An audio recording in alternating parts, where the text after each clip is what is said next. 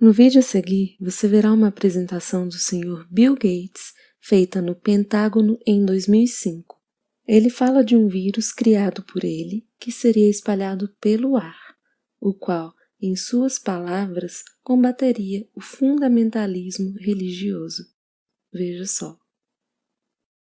Excuse me, on the left over here we have individuals who are religious fundamentalists, religious fanatics, and this is the expression, RT-PCR, real-time PCR expression of the VMAT2 gene. Over here we have individuals, so let me complete. So over here we have individuals who are not particularly fundamentalist, not particularly religious, and you can see there's a much reduced expression of this particular gene, the VMAT2 gene. Another evidence that supports our hypothesis for the development of this approach. What you're suggesting here is by spreading this virus, we're going to eliminate individuals from donning on a bomb vest and going into a market and blowing up the market. So our hypothesis is that these are fanatical people, that they have overexpression of the VMAT2 gene, and that by vaccinating them against this, we'll eliminate this behavior. So we have some very, very remarkable data in this next slide. Here we have two brain scans. These are fMRIs. These are two different individuals with different levels of expression of VMAT2. On top is an individual who's a religious fanatic, an individual, and we've repeated this numerous times, that has high levels of VMAT2. Now, this individual down here who had low levels of the VMAT2 gene, this individual would self-describe as not particularly religious.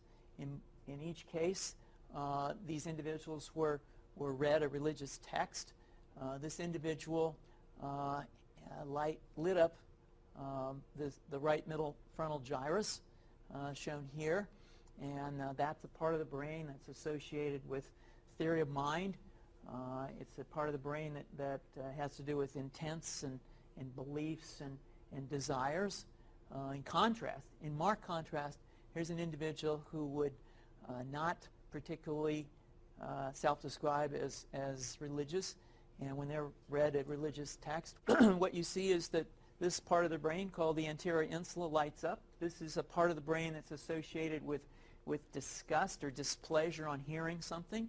So you're suggesting I take a CT scan with me when I'm evaluating people to determine whether I put a bullet in their head? So the data that I'm presenting here supports the concept that we're proposing, and I think that we would not propose to do CT scans or fMRIs on individuals out in the hinterlands of Afghanistan. The virus would immunize against this VMAT2 gene, and that would have the effect that you see here, which is it's essentially to turn a fanatic into a normal person. And we think that will have major effects in the Middle East.